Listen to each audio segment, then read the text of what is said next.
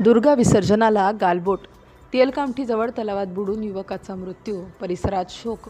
तेलकामठी येथे दिनांक 5 October 2025 Saoner police ठाण्याच्या हद्दीतील केसरनाला तलावात दुर्गादेवीच्या मूर्ती विसर्जनादरम्यान एक दुर्दैवी अपघात झाला.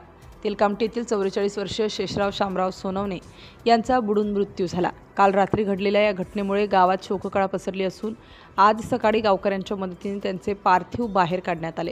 मृताची ओळख शेषराव शामराव सोनवणे, राहणार तेलकामठी, जिल्हा नागपूर अशी झाली आहे. विसर्जनावेळी प्रचंड गर्दीमुळे ते अचानक पाण्यात बुडाल्याची माहिती मिळाली आहे. घटनेची माहिती मिळताच हितज्योती आधार फाउंडेशनचे पथक आणि हितेश दादा बनसोड त्वरित घटनास्थळी पोहोचले. तसेच सावनेर उपविभागीय पोलीस अधिकारी सागर खर्डे आणि पोलीस निरीक्षक उमेश पाटील यांनीही घटनास्थळी भेट देऊन प्राथमिक तपास सुरू केला.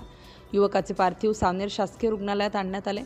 डॉक्टरांनी मृत घोषित केल्यानंतर शवविच्छेदनासाठी पाठवण्यात आले आहे. पोलीस सध्या मृत्यूच्या नेमक्या कारणाची सखोल चौकशी करत आहेत.